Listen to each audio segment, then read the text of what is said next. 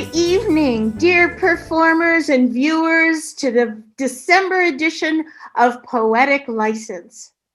Wherever you are, whoever you are, and however you choose to celebrate in the month of December, we all hope that your month is full of joy and light.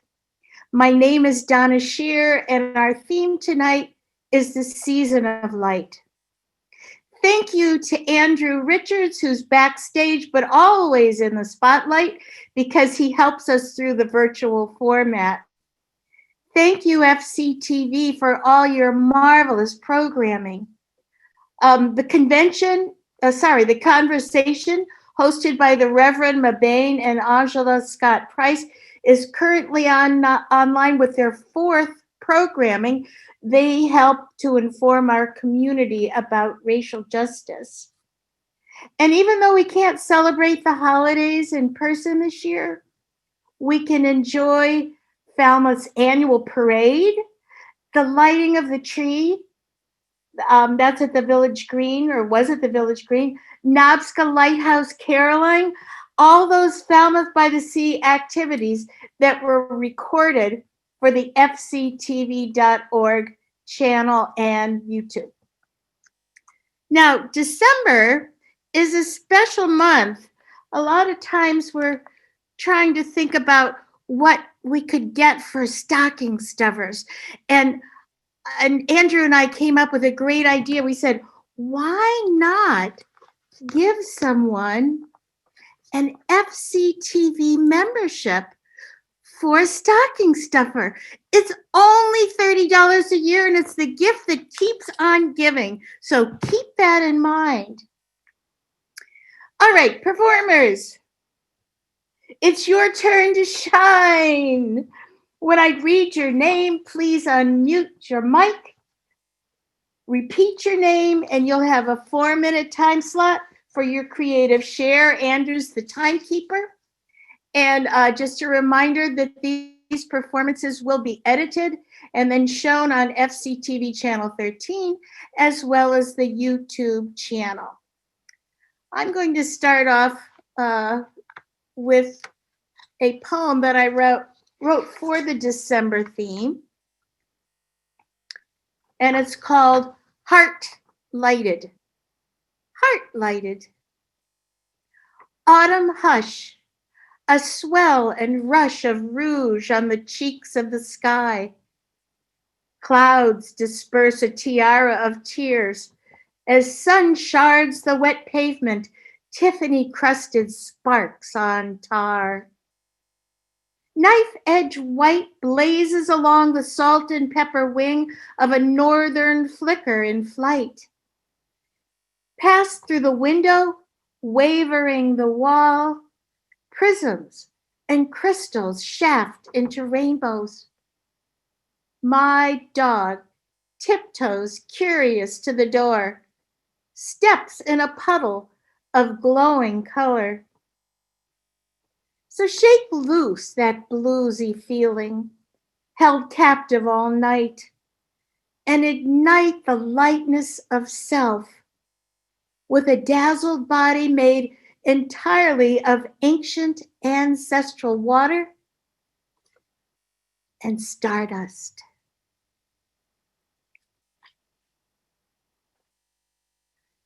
All righty. Let's see, let me get my roster. And tonight,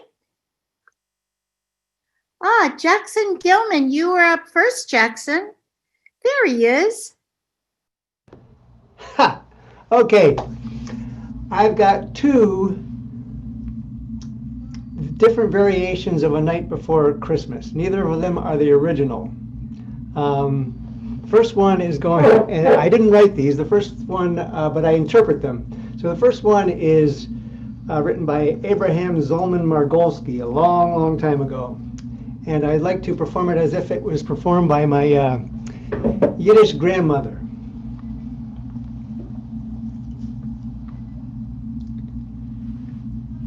'Twas the night before Hanukkah, boy chicks and maidels.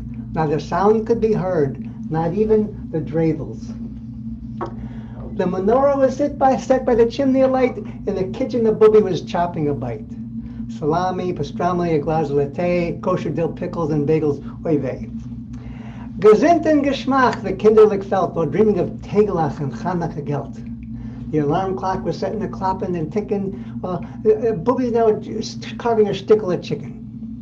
Well, a tumult arose like 1,000 baruchas. Santa Claus had fallen and broken his tuchus.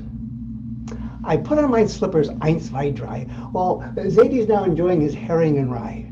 I grab my bathrobe and button my gatkies, while Booby's now enjoying some very fresh latkes. I ran to the window, and to my surprise, a little red yarmulke greeted my eyes. When he came to the door and saw the menorah, Yiddische Kinder, keine horror. I think I'm in the wrong house. As long as I'm here, I'll leave a few toys. Oh, come in, I'll get you a dish, a goopel, leppel, a stickel gefilte fish. With smacks of delight, he started his fressen, chopped liver, tegelach, or begessen. Along with his meal, he had a few schnapps. When it came to drinking, this boy, he was tops. He asked for more knishes with peppers and salt. The peppers were so hot he had a gewalt. He buttoned his hoisin and ran from the tish.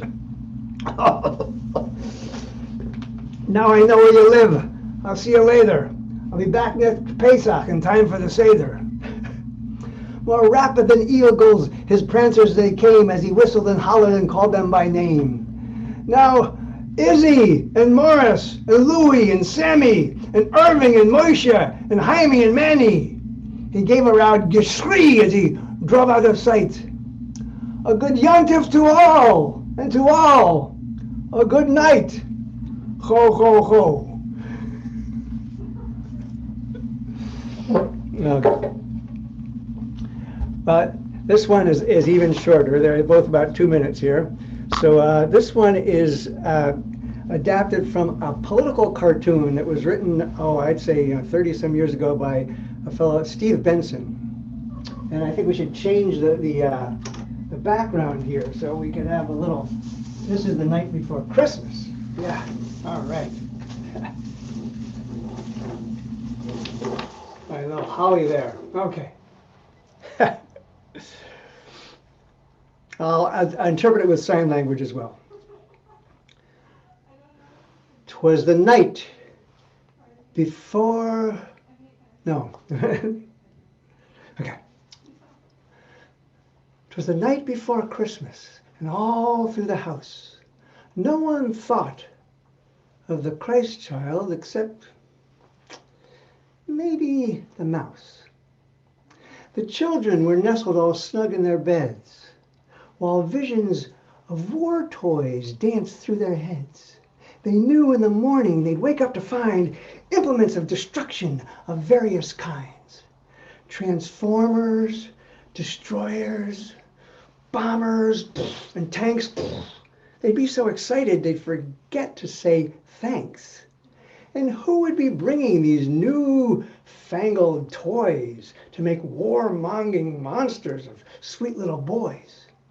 When all of a sudden, there rose such a clatter of machine guns and missiles, and I yelled to Ma, scatter! When what to my wondering eyes should appear? But Sylvester Stallone and his toy combat gear. On Rambo! On Voltron, on G.I. Joe, blitz 'em, blast all the kooks, and if there are any still left, we'll send in the nukes. And then laying a finger on the side of his nose, he gave a big, and away he goes. You know, from the ads on TV to the stores, in the mall, it's blast away, blast away, blast away all. And I thought to myself, as he drove out of sight, we have missed the whole point of this one special night.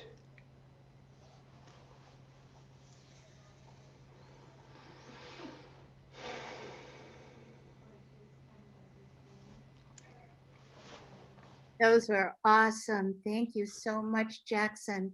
I have to say I especially like the reindeer names in the first version. I made some of those up myself.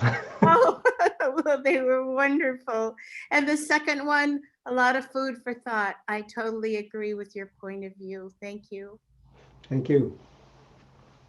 Let's see. Uh, Patricia Austin, my friend.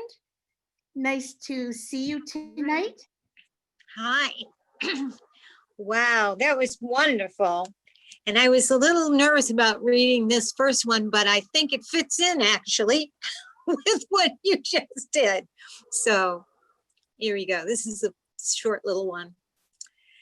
For the time we're in, hate cannot prevail because it is too small to contain the collective human mind, too small to block the enormous human heart, too small to quell jubilant youth.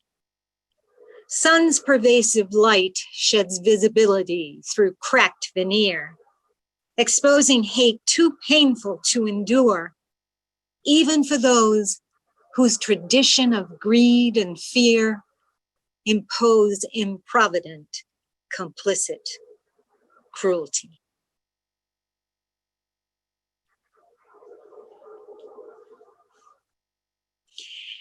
Now this one is actually called Light. The first sign of the covenant of God in the Bible is in Genesis, the Noah story. It's the rainbow, an arc of light appearing in the sky opposite the sun, a spectrum of all the colors in existence, all the colors in creation, light reflected, light refracted, light divided into diversity. Proof of no beginning and no end. From the beginning that has no beginning, through diversity to the end that is no end. One light. For where does one color start and the next begin? Where does the day start and the night begin? So what is light? According to the dictionary, light is an electromagnetic radiation visible to the human eye. According to St. Paul in his letter to the Ephesians, anything that becomes visible is light. If we are light, why then do we choose to walk in darkness? In the Gospel of John, the apostle says, those who walk in darkness see not where they are going, nor does it seem we see where we have been. And perhaps most importantly, we don't see where we are. For all around us is light, created into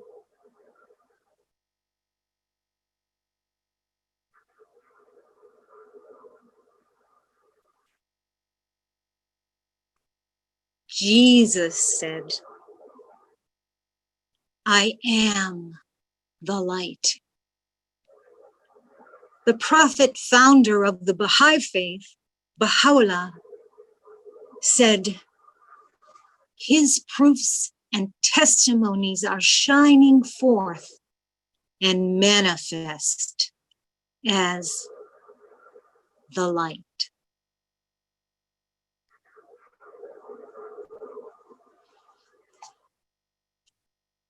So that's it for me. And I just want to say happy Merry Christmas and Happy Hanukkah and happy any other celebration that celebrates the unity of mankind and the presence of God. Thank you, Patricia. So You're welcome. beautiful. One sky, one light, and all can become one. I love it. Ah, definitely. We are one. And Joyce Wilson, I see you are next, my dear. I love your hat. Thank you so much. I don't know if I'll have another opportunity to wear it because we're only supposed to celebrate with the people we're with now and not have any visitors. So it's kind of depressing, but it's only 1 year, right? So I have a poem, The White Deer, which was inspired by an article I read in the newspaper about nearly 200 white deer who are a variant of a brown deer. They're not albinos, but for some reason their fur has turned white. They've been living for decades on a former army depot in Romulus, New York.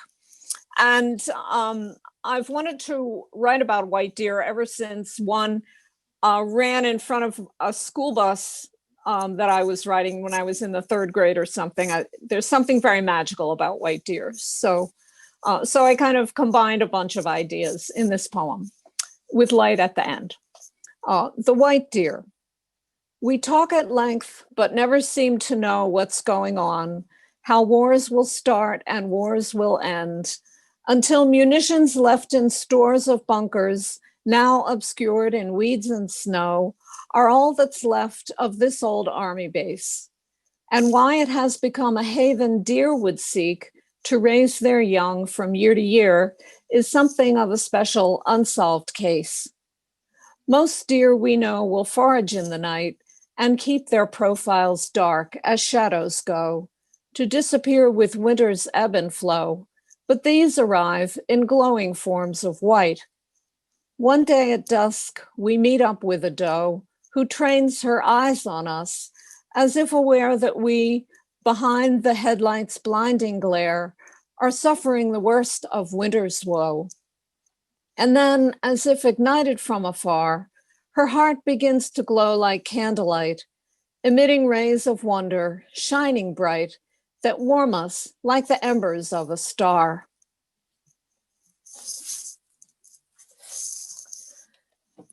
And thank you. I have one other. This is a short poem that finally I got something in Light magazine, and this was inspired by a newspaper article also that was part of a town police report from an incident in Bridgewater, Massachusetts. And the newspaper report was called Leaf Blower Beef. It's about raking leaves. So the officer on duty was amused by neighbors who complained they were abused when on one side a resident was drawn to blowing leaves into another's lawn. While standing where the boundary divides, he found more leaves had fallen on both sides. It seemed the leaves were only being fair by falling generally and everywhere. That's it for me. Thank you. Yay. Happy holidays, everyone. Thank you, Joyce. Interesting. I'm going to have to look into white deer. I guess I've never known about them before. They sound beautiful. Yeah, I guess that Army Depot needs money. They've been supporting keeping them there, and they're afraid during the pandemic that they're going to run out of money. So I don't know. All right. Well, let's see. Candy Johansen. I'm so glad you're here tonight. I'm glad to be here too. Hi, I'm Candy, and I was going through some of my poems, and I found one that I wrote. Well, let's see, my youngest daughter is 38, and I wrote this probably when she was 3, so it's an oldie. And it goes like this. Spring and summer don't stand a chance, and golden sunlight will dance in your hair like multi-winged sprites come to call with whispers that wind tickle your ears. And I will watch as you grow and move slowly and inexorably away while my hair grows gray and I become a grandmother dandling your children on my knee. But one hug and a sweet kiss, and in my mind's eye, you are chubby, bright-eyed, and sticky, my baby. And I want you to know that then, now, and forever, I love you. And I do dandle her children, my grandchildren, on my knee now, so kind of prophetic. I wrote this one today. I was trying to think of something that was kind of in keeping with the holidays, but then I tend to veer off. It's called Kiss Me. Kiss me under the mistletoe while the snow falls softly outside the window and the adults smile and nod their heads knowingly, whispering, just wait. Someday, when they get older, as we walk away hand in hand. Kiss me when the year is new, while the champagne flows as friends offer up toasts, shouting, congratulations, happy marriage, beautiful couple. And we stand smiling, arms wrapped around each other.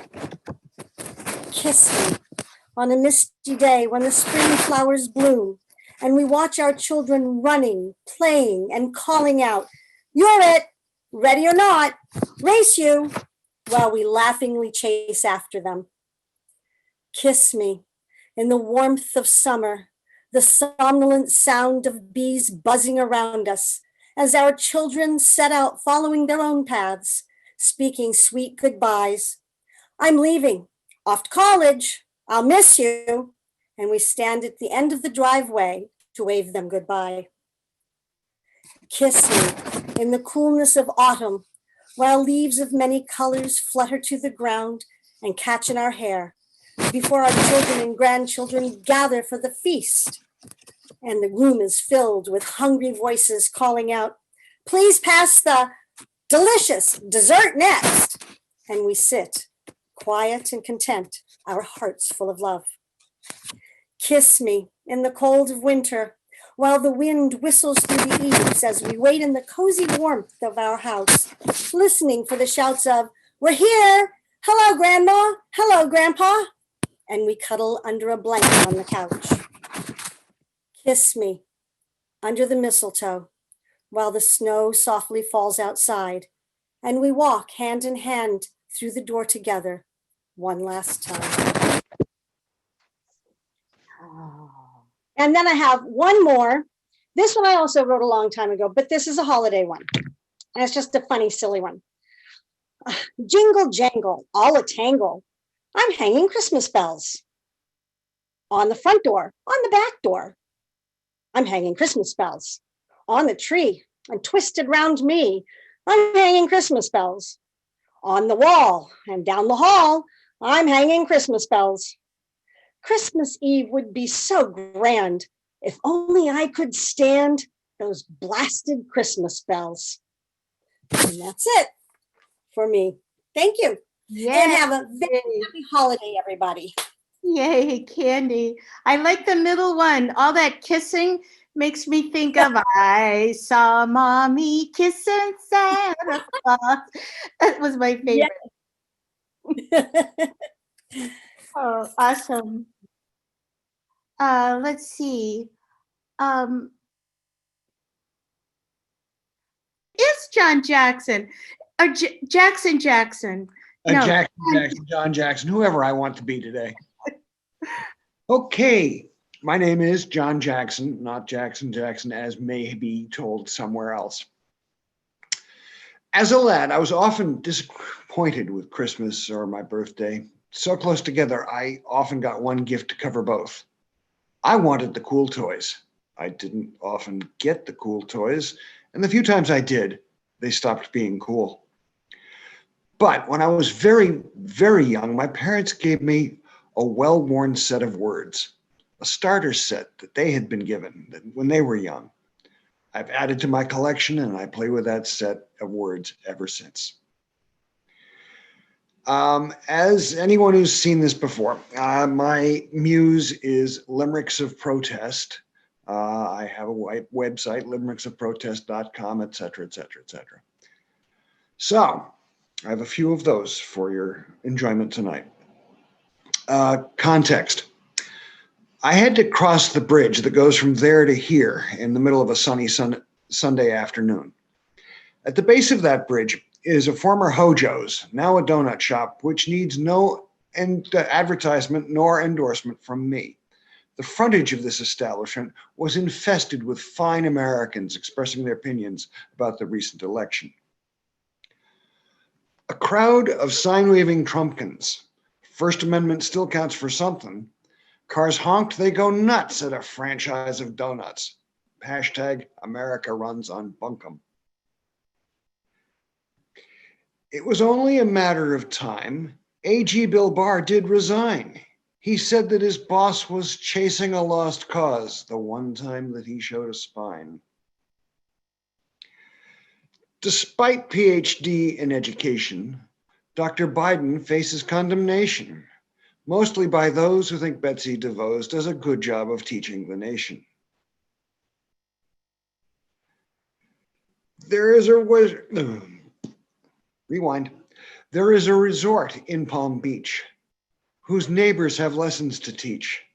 Business owner, that's fair, no business living there, no home for an unemployed person.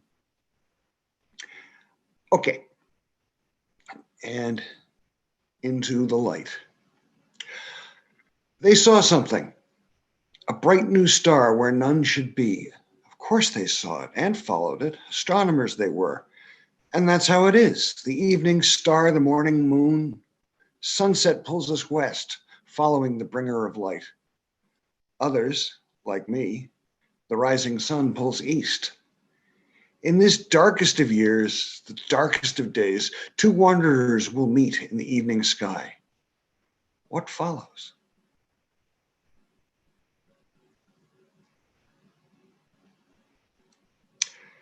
And that's it.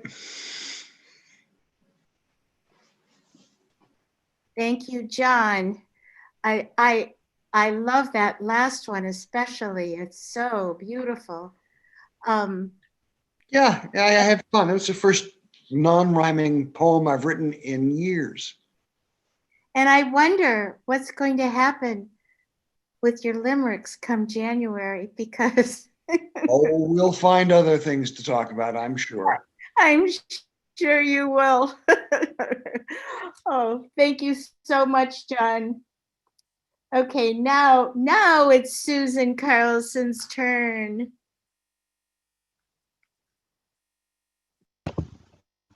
Hello. Whew. I had 4, but I think I'll just do 3 of them. No, I've got 5, but I'll do 4. They're short. So this first one is called Reflections. Glass, like spirit, is dynamic, liquid, ever flowing, so subtly that we can't see it with our eyes alone. It's fragile and at the same time, oh, so powerful, as it reflects and transforms the light that comes its way and sends glorious energy to all around it.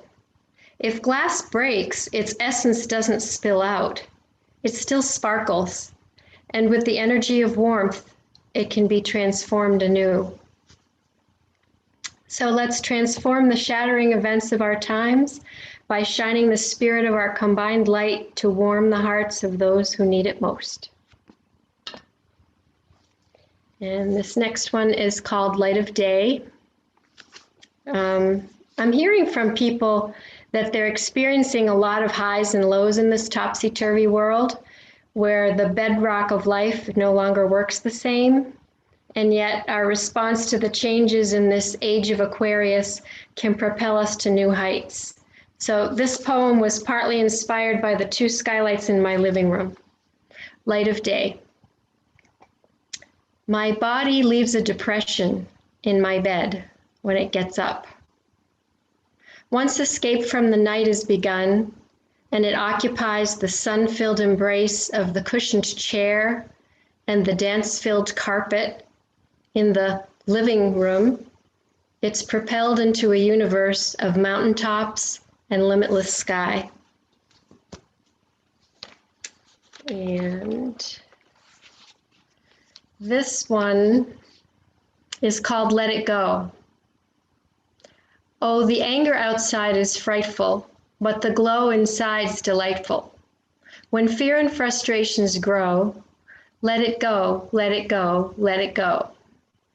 Well, it doesn't show signs of changing, so I've found I'm rearranging. The frights are turned way down low. Let it go, let it go, let it go. When we finally say goodnight, how I hate going out in the storm. But if we really hold the light, everyone here will be warm. And the light is slowly growing. Why, my dear, we see it glowing. And as long as we help love flow, let it go, let it go, let it go. And last of all, juggling can feel like struggling to keep things in balance, or we can relax into the sweet spot that's found where grace meets ease in the flight of joy. This is called Say Grace. My friend Grace is always there, even when I can't see her. She balances on the head of a pin. She is calm, always in the eye of any tornado. She feels the brightest light of the soul within the velvety darkness of night. I live in glorious gratitude for your presence. Grace.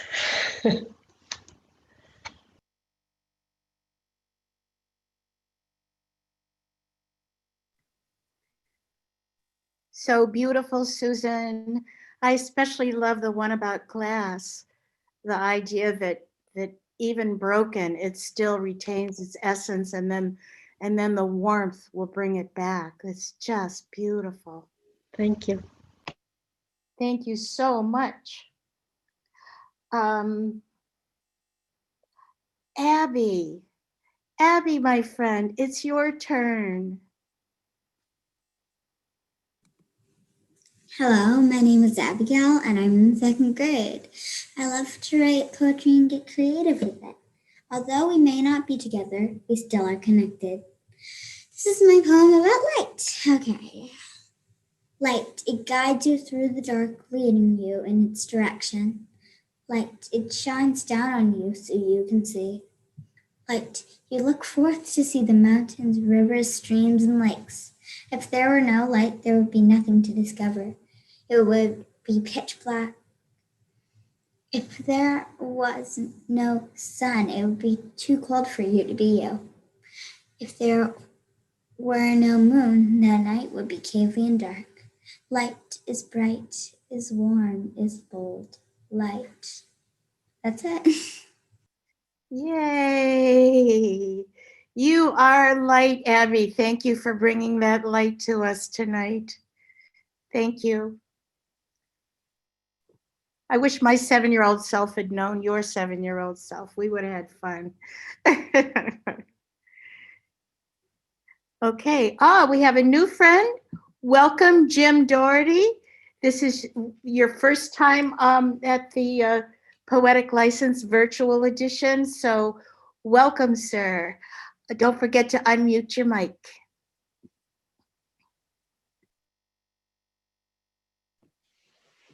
Hello, everyone. It's nice to be here. Actually, because I'm technically unsophisticated, the poem I was going to read, I just deleted. So I'll have to do a second one. The other one was about light, but this one is about Christmas. So at Christmas time, wear something sparkly, embrace your inner elf, ooh and ah, and then maybe piggy snort.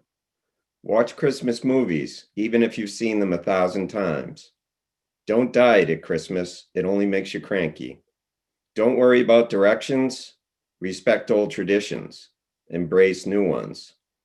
See with the eyes of a child, love with the heart of one too. Sing, even if you can't. Dance, even if you can't, but avoid tables and poles. Tear up at sentimental commercials. Hug, it's good for you. Be thankful, be grateful. Let go of grudges. It's a gift to yourself. Let go of expectations. It saves disappointments. Call that friend or family member. It's the gift of your time. Open your heart, even if it's empty. Smile and remember. Cry and remember. But remember, always remember. Thanks. Oh, Jim, that was a beautiful Christmas list. Thank you. A lot of good, excellent reminders of the things that will make us happy if we only try them. Thank you, sir. Joanne Nadeau. Hi there. Hello. My name's Joanne Nadeau. It's so nice to be here. I was not here in November, but I have brought an essay that I wrote about Thanksgiving, and it's called The Curse of the Pumpkin Pie. As the fall holidays approach, my mouth begins to water when I think about my favorite foods connected with these special days. My family celebrates some birthdays in the fall, beginning with my own birthday in October and continuing to my husband and daughter's birthday in November. Their birthdays are right around Thanksgiving, a favorite holiday throughout generations in our family. Pumpkin pie has always had a starring role on Thanksgiving. It was a favorite of my husband, who sometimes chose it as his birthday cake. And now it's a favorite for the grandkids. I've made pumpkin pies for years. However, in the last few years, my efforts to make this savory delight feels like it is mysteriously cursed. 2 years ago, I traveled to my daughter's home on for Thanksgiving. My first task was to prepare the pies. Pumpkin pie has to be cooked a while so the middle is firm while at the same time not burning the crust. It came out of the oven looking perfect. We ate dinner, cleared the table, and sat down to a feast of desserts. I took a forkful of the pumpkin pie covered with whipped cream and gagged. It was so salty. We discovered that the tin of sugar I used somehow had salt mixed in. My grandchildren looked so innocent. We joke about this inedible disaster every time we bake together. Most of this year, 2020, during the pandemic, our family has not been able to get together as much as we would have before. But this November, I flew across the country to spend a month with my family. Once again, I was excited to make a pumpkin pie with the grandkids. My daughter offered to make the crust.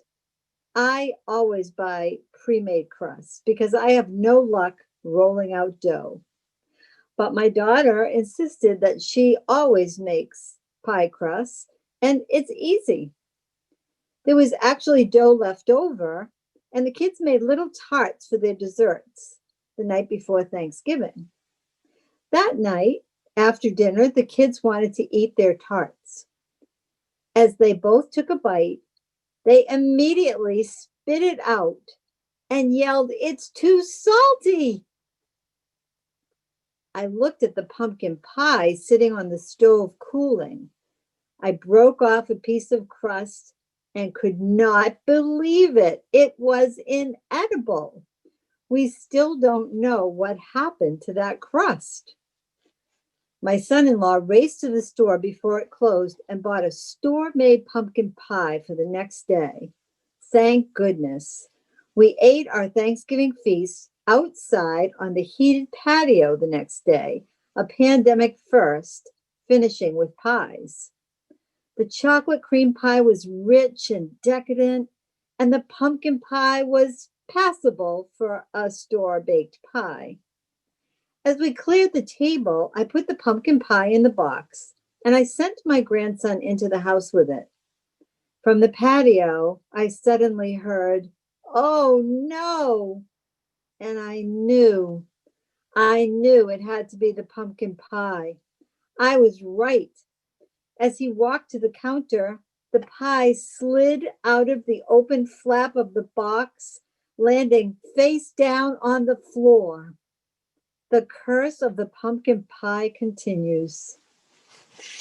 Thank you. Yay. Thanks, Joanne. You got me hungry. Well, maybe not. Not for pumpkin pie.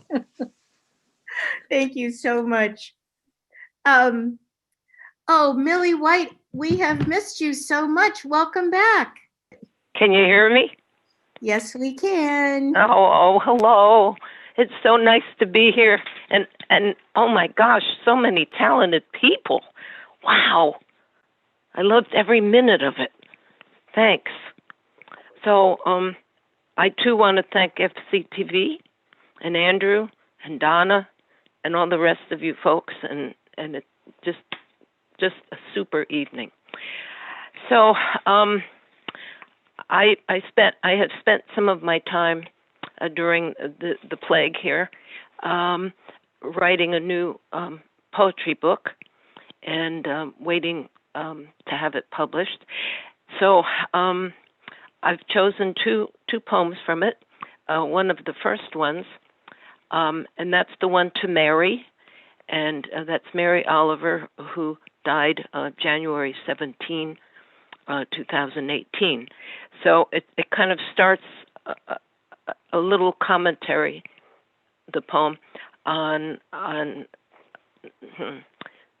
the way I have followed along from the year or so ago that I wrote this one to the last poem. So, to Mary. I wrote this to you, Mary, for again you were in my heart. Today your book, Devotions, was in my hands, so I gave myself over to reading your poems. The past few months, my writing poems had slowed. Before they had flowed through my soul and down my arm and would not release the pencil from my hand until nearly complete. Worse, the joy that seemed to nourish their travels had vanished, taken away to where I did not know. But slowly, meditating on the years before, memories flooding in, I found that somehow joys and sorrows and passion had remained. Always there, they had hidden as they had before. Another awakening on a new pathway taken taught that they relied on no one else to give them life. Those feelings were mine alone to recognize and call. Never gone, but waiting to be felt again, waiting quietly in peace to nourish yet another poem. So today, Mary, I held your book and read and gently wept, finding myself once again and writing this poem to you. So the last poem is called Mystical Moments. That second time I dropped you off at home, you turned back to thank me for the lovely day we'd had together. When I looked into your blue-gray eyes, I wondered, why had I not noticed them before? You were talking, I was mesmerized. We had met, several times, but why now did my heart skip a beat? During the walks you had suggested, and especially during the talks these last few weeks, I followed your lead as we began our friendship. In my soul that night, I felt the two spirals that held our separate lives draw closer together, and then I understood. Your eyes had captured mine, reflecting what we'd thought would never be, that each of us was ready now to build our lives anew. Yes, that time had come for both of us at last. Thank you.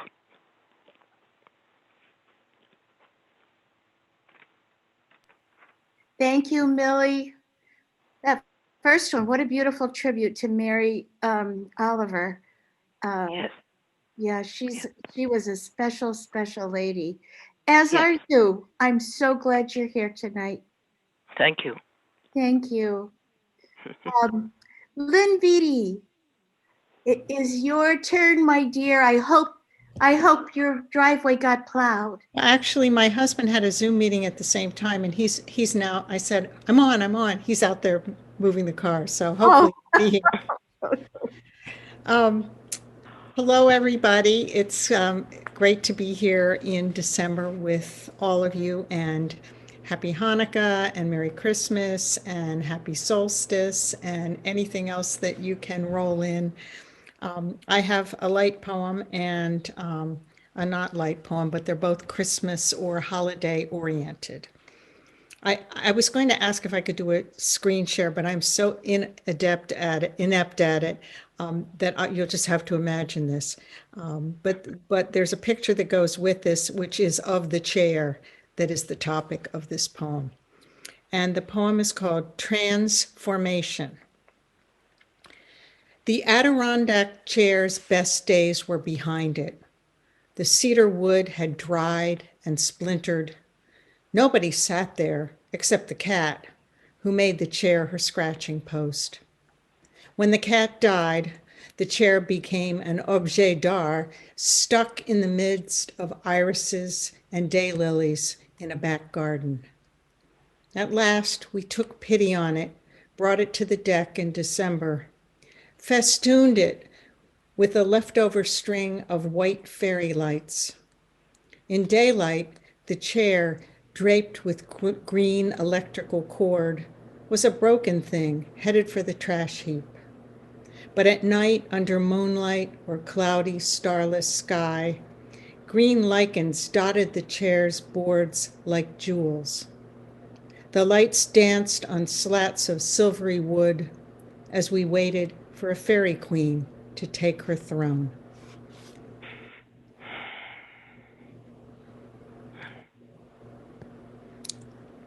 This next poem, I was working on some family poems several years ago, and as soon as the holiday season approached, this image popped into my head, an image of my mother, my late mother, on Christmas morning, running across the living room to retrieve a crisp $100 bill from the tree.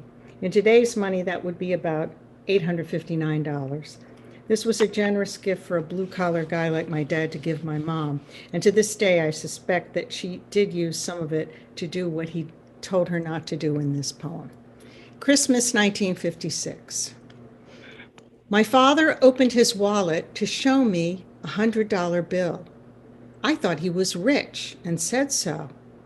Nah, he answered and carefully slid the crisp paper back into its leather sleeve. Christmas morning, my sister and I opened box after box, Angora sweaters, knee socks, Ricky Nelson LP for me, roller skates for her. My mother gave Dad pajamas, socks, a hand warmer gadget for Baltimore Colt games at the stadium. When it was all over, paper detritus littering rose-colored carpet, Dad pointed to the back of the Christmas tree, wedged against the long drapes at the picture window, so the colored lights were on display for all of Hilltop Avenue to see. "Merry Christmas, Mom," he said quietly. My mother jumped up, almost tripping over her long robe, laughed when it came into her view, that $100 bill clipped to the tree by a shaker clothespin. "Not for paying the bills," Dad said. Now, Mom was rich. Oh, Lynn, you paint such a beautiful picture. Thank you. I love it. Ricky Nelson, all right. dating myself.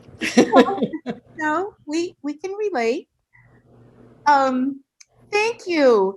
Now I'm going to close with something a little different. This is a musical pastiche.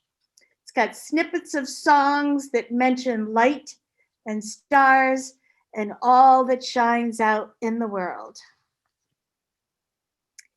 You and all of you are the light of the world. So let your light so shine on woman and man. Let your light so shine so that they might know some kindness again. We all need help to feel fine. Have yourself a merry little Christmas. Let your heart be light. Everybody knows some holly and some mistletoe help to make the season bright. Tiny tots with their eyes all aglow will find it hard to sleep tonight. Twinkle, twinkle, little star, how I wonder what you are. Up above the world so high, like a diamond in the sky. Twinkle, twinkle, little star, how I wonder what you are. Hanukkah, Hanukkah, come light the menorah. Let's have a party, we'll all dance the hora. Gather round the table, we'll give you a treat, a dreidel to play with and latkes to eat. 16 candles. I'm gonna love you like nobody's loved you, come rain or come shine. Do you see what I see? A star shining in the night with a tail as big as a kite. He will bring us goodness and light. We need a little Christmas right this very minute. Candles in the window, hot carols at the spinet. Yes, we need a little Christmas right this very minute. Hasn't snowed a single flurry, but Santa dear, we're in a hurry. Frosted window panes, candles gleaming inside, painted candy canes on the tree. I never cared much for a moonlight glow. I never candlelight on the mistletoe. But now when you turn those lights down low, I'm beginning to see the light. Everybody knows some holly and some mistletoe help to keep the season bright. So I'ma light it up like dynamite.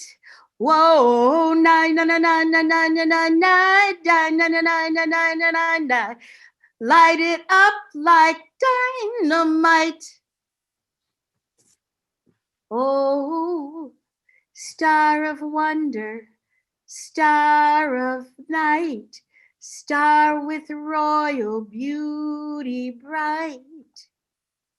And you light up my life. You give me hope to carry on. You light up my days and fill my nights with song. And while we are playing, the candles are burning low. One for each night they shed a sweet light to remind us of days long ago. This little light of mine, I'm gonna let it shine. This little light of mine, I'm gonna let it shine. This little light of mine, oh, I'm gonna let it shine, let it shine, let it shine, let it shine. And that's a wrap. Oh, I am so grateful for all your creative lights that you are shining tonight. As always, we would love for you to email any thoughts or suggestions to andrew@fctv.org. And the next poetic license will be on Thursday, January 28th, 2021. Oh my gosh, we have a whole new year to look forward to. Mm-hmm. Woo, woo, woo. Woohoo! Awesome. Thank you, Andrew. Again, performers, you dazzled us all, one and all. Have a beautiful December. And please, friends, until next time, be well and shine on. You bet. Thank you. Donna, Thank that you, was thank you. wonderful. Hey, thank Happy you, New thank Year. you. Good wish.